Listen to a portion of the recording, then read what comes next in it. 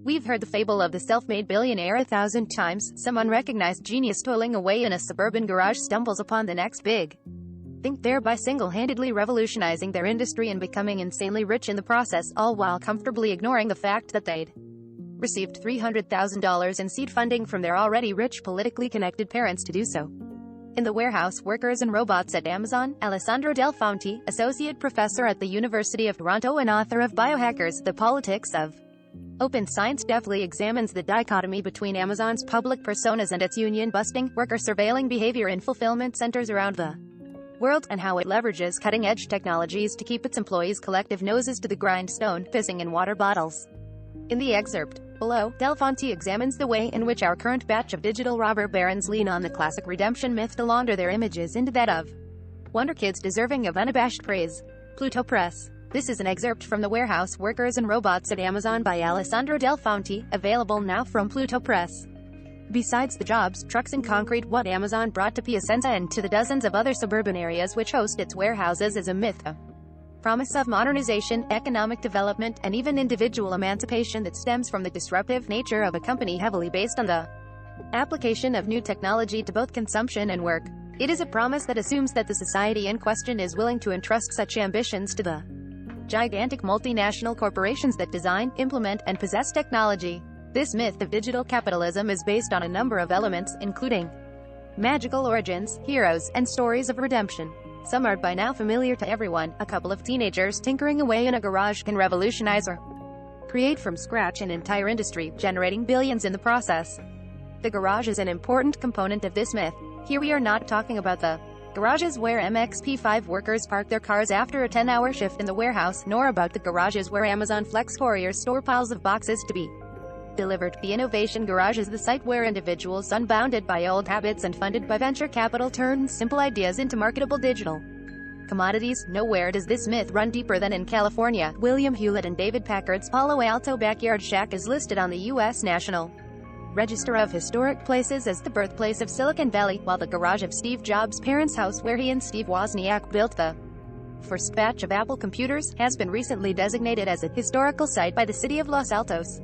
These garages have even been turned into informal museums and receive thousands of visitors a year, some even arriving with organized tour buses. For Californian historian Mario Biagioli, the garage has become an important rhetorical device in contemporary discourses, helping mythify the origins of contemporary innovation. Masculine innovation in particular, since the garage is a strictly male space. Bezos himself started Amazon in a garage, albeit not in California, or so Amazon's origin myth goes. In 1994 he left this lucrative but dull Wall Street hedge fund job and wrote a business plan while driving cross-country from New York to Seattle, where he used his and his family's money to start the company. The myth of the redemption and success of the hero entrepreneur trickles down to the warehouse, insofar as Amazon presents work to its employees through the frame of emancipation. The idea of redemption through work is nothing new. On the contrary, it is a damnation common to modern society.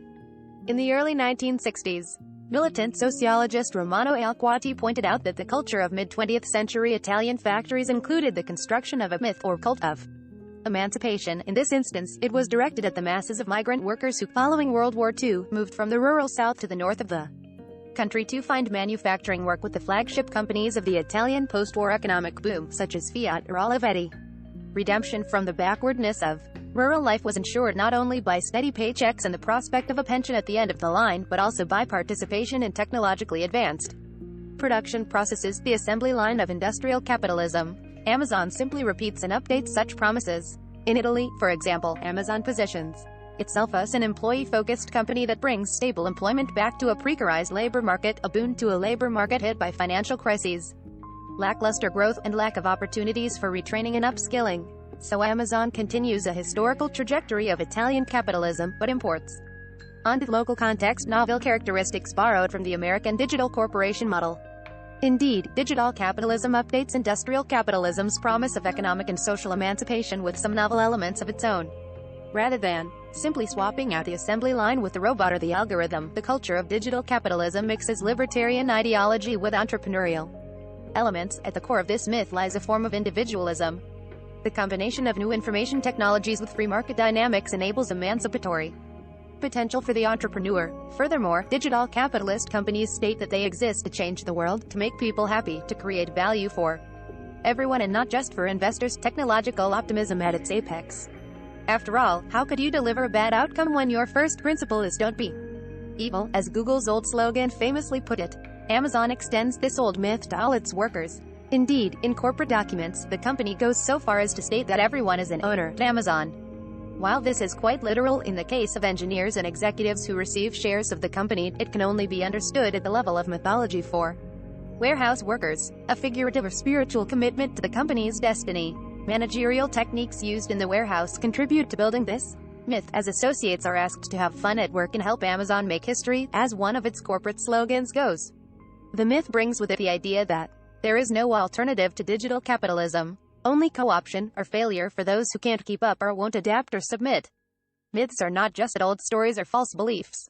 They are ideas that help us make sense of the world. The myth of digital capitalism itself is not simply fictitious but instead has very concrete effects. For big tech corporations, this myth projects a positive contribution to the world, helping to attract workers and investment, and boost corporate value on financial markets. But it has other concrete effects as well. In different areas of the world, and in different communities, the myth of redemption stemming from participation in high-tech production has impacted economies and cultures. Feminist media studies scholar Lisa Nakamura recounted how, in the 1970s, electronics manufacturers operating on Navajo land in New Mexico justified the employment of indigenous women. Labor in microchip production was presented as empowering for the crafty and docile Navajo women, assumptions derived from racist stereotyping. Italy is completely different from the Navajo Nation, and yet the idea that an imported version of American digital capitalism can be a force for collective modernization and individual emancipation is alive and well there too. Belief in this myth is evidenced in many different and even contrasting ways.